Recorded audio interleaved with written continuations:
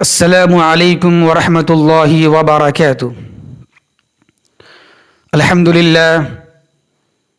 للہ رب العالمین والصلاة والسلام علی اشرف الانبیاء والمرسلین، اما بعد۔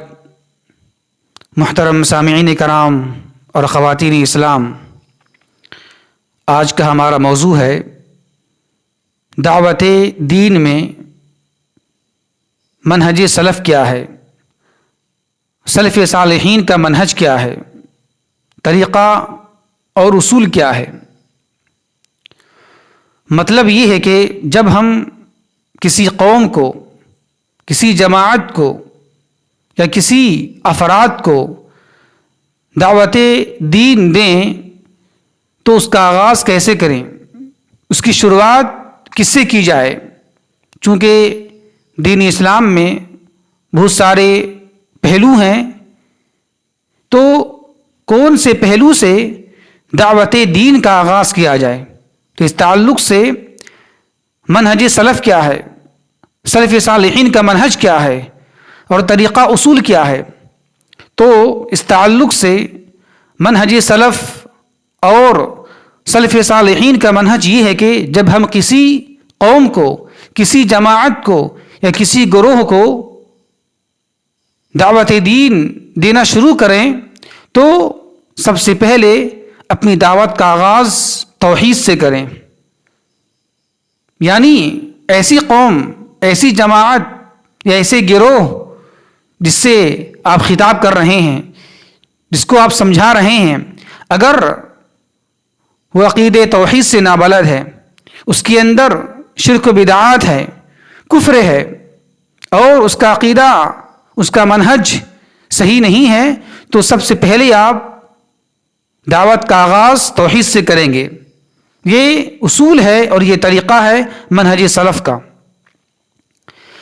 لیکن کیا ہو رہا ہے، آج بہت سارے لوگ ایسے ہیں، بہت سارے داعی، بہت سارے اسلام کی طرف بلانے والے، بہت سارے جماعت ایسی ہیں جو جب وہ کسی کو دعوت دیتے ہیں، جب کسی کو اسلام کی بات بتاتے ہیں تو کس سے شروع کرتے ہیں، وہ اصلاح معاشرہ کی بات بولتے ہیں، زنا سے بچنا ہے کیسے، یہ بیان کرتے ہیں، نکاح کو آسان کیسے کیا جائے یہ بیان کرتے ہیں، خدمت خلق کیسے کیا جائے، رفاہی کام کیسے کیا جائے، یہ ساری باتیں بیان کرتے ہیں، اخلاق، آداب، والدین کی خدمت، حسن سلوک، معاملات، تجارت، لین دین، یہ ساری باتیں بیان کرتے ہیں وہ۔ لیکن نہیں، یہ طریقہ، یہ اصول غلط ہے۔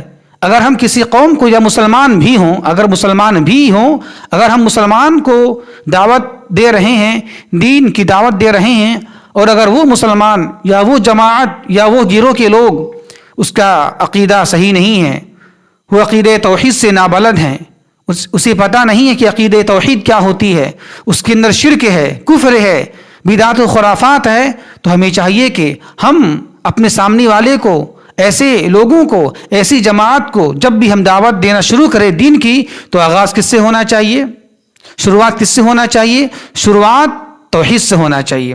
ہاں، اس کے ساتھ ساتھ آپ اصلاح معاشرہ کی بات کریں، نکاح کے تعلق سے، زنا سے کیسے بچنا ہے اس تعلق سے، والدین کی خدمت کے تعلق سے، اخلاق کے تعلق سے، تجارت کے تعلق سے، یہ ساری باتیں ساتھ ساتھ ہونی چاہیے۔ لیکن خالی اصلاح معاشرہ کی بات کی جائے، نکاح کو آسان کیسے کیا جائے یہ ساری باتیں کی جائے، رفاہی کام کیسے ہو یہ ساری باتیں کی جائے، اور توحید کی بات نہ ہو، تو یہ طریقہ اور یہ منہج یہ غلط ہے، یہ اصول غلط ہے۔ اور بہت ساری فرقے ایسے ہیں جو لوگوں کو سمجھاتے ہیں، دعوت دیتے ہیں دین کی، لیکن شروعات کس سے کرتے ہیں؟ اصلاح معاشرہ سے۔ آج دیکھ لیجیے آپ، اس لیے میں کھلا بیان کرنا چاہ رہا ہوں تاکہ آپ سمجھیں، آپ ایسے لوگوں کو، ایسی جماعت کو سمجھیں، جیسے مثال کے طور پر تبلیغی جماعت کے لوگ، یہ تو دعوت تو دیتے ہیں اور یہ کہتے ہیں کہ جو ہوتا ہے اللہ سے ہوتا ہے، غیر اللہ سے کچھ ہونے والا نہیں ہے، جو ہوتا ہے اللہ سے ہونے والا ہے، لیکن وہ کھلے طور سے اور کھلا توحید کو سمجھاتی نہیں ہے۔ توحید کیا ہے، توحید کے تقاضے کیا ہیں، شرک کیا ہے، بدعت و خرافات کیا یہ کھلم کھلا سمجھاتے نہیں ہیں، نہ وہ شرک کا، کفر کا، بدعت و خرافات کا کھلم کھلا رد کرتے ہیں، اس کی تردید نہیں کرتے ہیں، وہ سمجھاتے بھی ہیں تو ہلکے پھلکے انداز میں سمجھاتے ہیں، وہ بس ایک اللہ کو مانو، ایک اللہ کو ماننے والا کون نہیں ہے؟ کفار مکہ بھی ایک اللہ کو مانا کرتے تھے، وہ بھی یہ مانتے تھے کہ خالق مالک ایک اللہ تبارک و تعالی ہے۔ تو یہ توحید کی دعوت اس طرح نہیں دی جاتی ہے، بلکہ توحید کی دعوت کا مطلب یہ ہے کہ پوری طریقے سے توحید کو کھلم کھلا واضح کریں، اس کی وضاحت کریں، اور اس کے برخلاف جو شرک ہے، کفر ہے اور بدعت و خرافات ہے، کھلم کھلا اس کی وضاحت کریں اور اس کی تردید کریں۔ لیکن دیکھ لیں آپ تبلیغی جماعت یا جماعت اسلامی دیکھ لیں، یہ کھلم کھلا توحید کے بارے میں بولتے نہیں ہیں، اور کھلم کھلا کھلے طور سے شرک کا، کفر کا، بدعت و خرافات کا رد نہیں کرتے ہیں، تردید نہیں کرتے ہیں۔ تو یہ طریقہ اور یہ منہج غلط ہے۔ جب بھی ہم کسی قوم کو دعوت دیں، کسی جماعت کو دعوت دیں، اور اس جماعت کے اندر میں بدعقیدگی ہو، اس کی توحید صحیح نہیں ہو، وہ توحید سے نابلد ہو، جاہل ہو، اس کے اندر کفر ہو، شرک ہو، بدعت و خرافات ہو، تو ہمیں چاہیے کہ جب بھی ہم دعوت کا آغاز کریں، شروعات کریں تو توحید سے کریں ہم۔ اس کے دلیل کیا ہے؟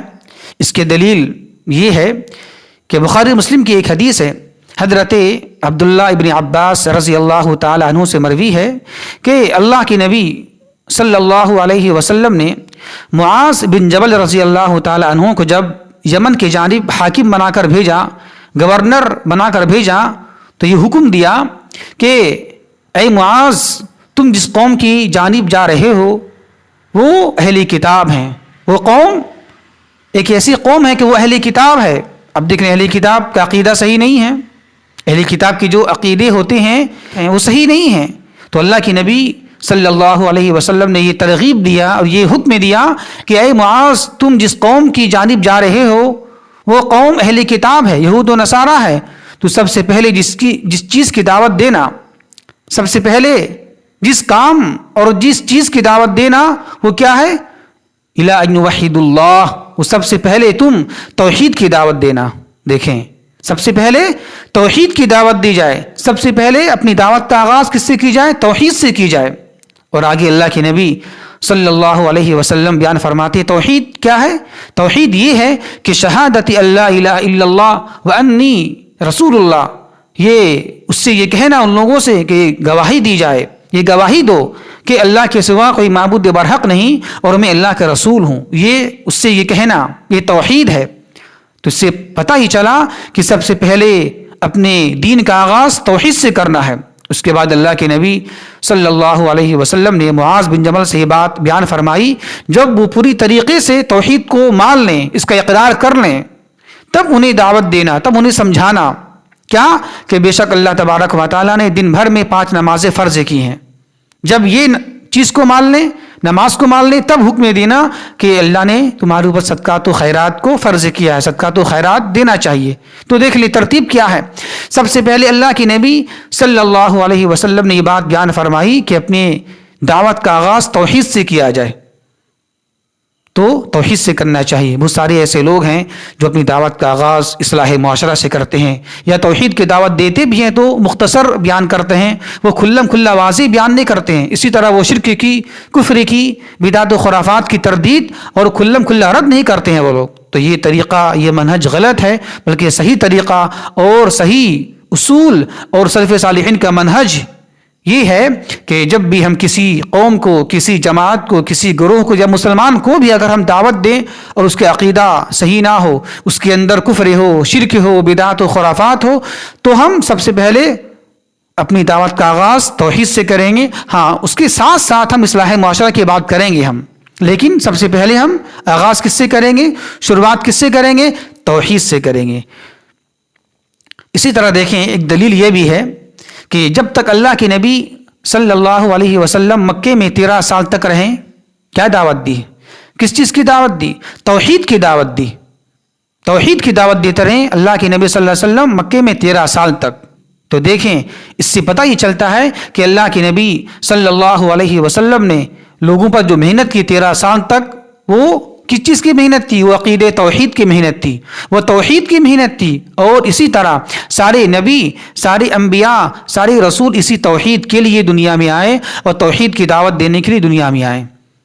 तो खुलासा इससे पता ही चलता है कि जब भी हम किसी को समझाएं या अपने दीन का, अपने दावती दीन का आगाज़ करें तो तौहीद से करना चाहिए। अब अगर जो इसके उसूल पर नहीं है, आप परख लें, अब जा चलें, आप जो इसके उसूल इस मनहज पर नहीं है तो आप जान लेंगे आप उसका तरीक़ा, उसका मनहज, उसका उसूल गलत है और वो मनहज सलफ़ सालिहीन से मुनहरिफ हैं, हटे हुए लोग हैं।